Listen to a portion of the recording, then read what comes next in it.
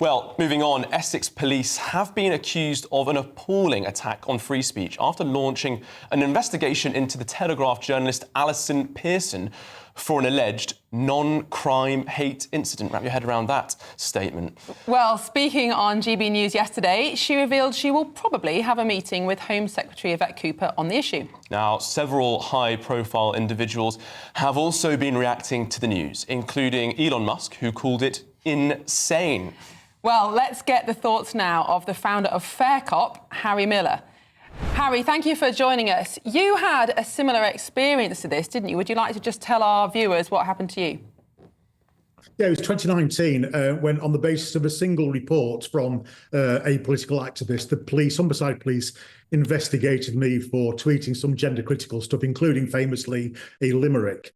It was as a result of this that we discovered that non-crime hate incidents have, since 2014, been used liberally and widely against members of the public by the police. Now, when I took the police to the High Court and then the Court of Appeal, it was supposed to have been the end of this nonsense. Non-crime hate incidents were supposed to have become a thing of the past. The problem is the police haven't read the memo. The police are still far more interested in creating a chilling effect over free speech than they are in protecting our rights as British citizens. To damn, to hell with the Court of Appeal, to hell with the High Court. They seem to be hell-bent on criminalising people who simply have and have expressed an opinion which they don't like. And this, of course, is what's happened to a Telegraph journalist.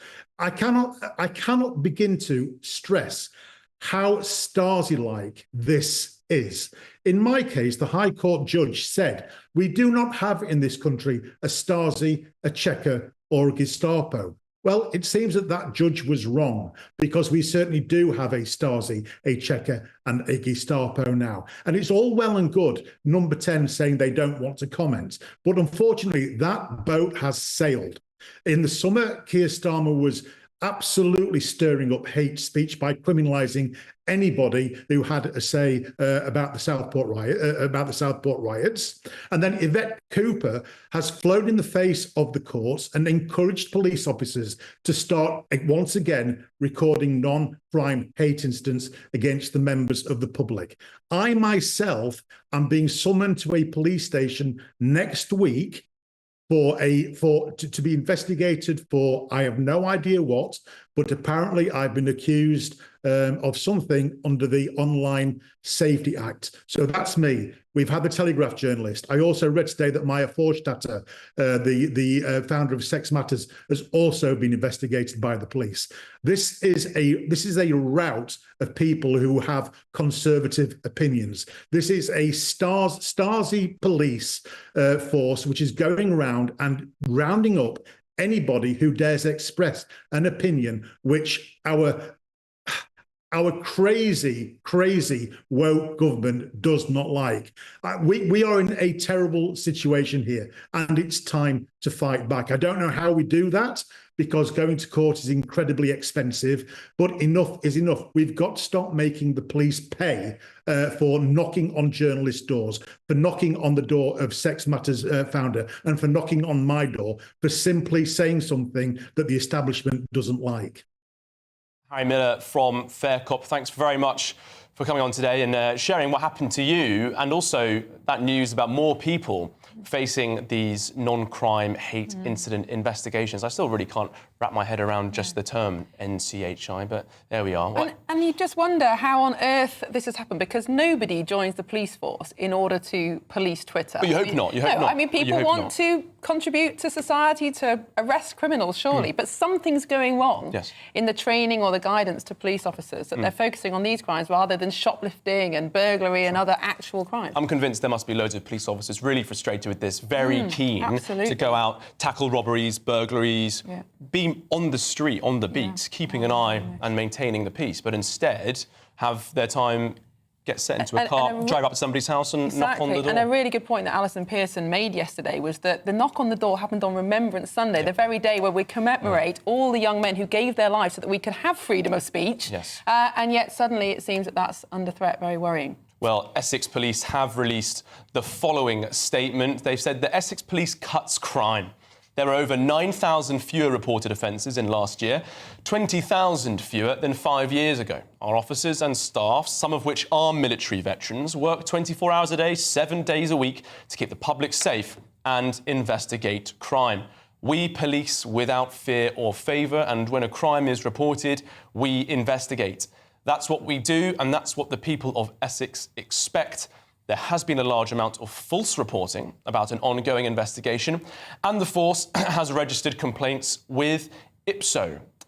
Well, spokesman for Essex Police there with that statement. And that report, of course, relates to a social media investigation which is on a post which has subsequently been removed, and an investigation is now being carried out under Section 17 of the Public Order Act. James, I just want to move on quickly to a different story, because we're having this row, this free speech row, aren't we, about Alison Pearson being investigated by Essex Police. Now, we read with interest, Miriam and I, a piece you had in The Spectator yesterday about Labour's upcoming row with Elon Musk. Now, Elon actually was commenting live on our interview with Alison Pearson last night. Do you think this could be a bit of a sticking point for the new American administration with the new British government? These differing views on free speech potentially causing a bit of a rift there?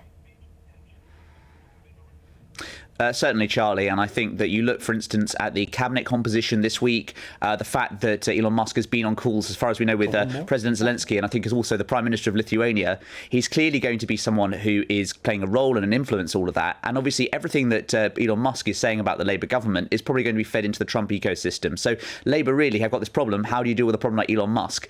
And I'm not sure yet they've answered how to work that one out. And you look at everything that Elon Musk has been tweeting about, posting about, talking about the farm tax, for instance, just mentioning there, also about so-called two-tier care as well. I think that Musk is going to be a really potential sticking point for this Labour government, and one they have to keep a close eye on.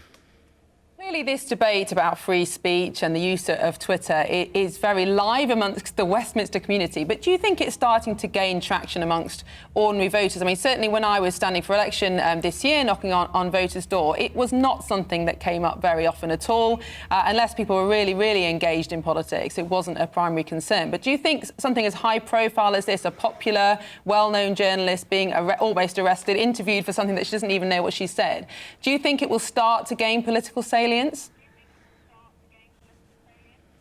I do, and I think, remember during COVID, of course, Miriam, where we saw real examples of the police overreaching. I think that these things aren't just happening in isolation. There's also a danger about them being a cumulative effect as well.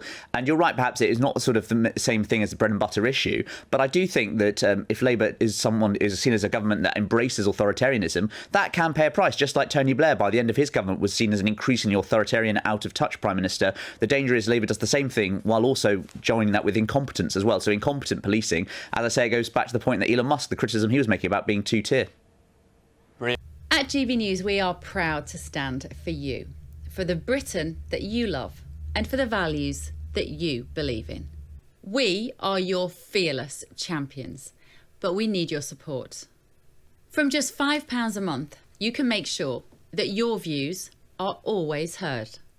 GB News is the only news channel with the courage to say what the silent majority are really thinking.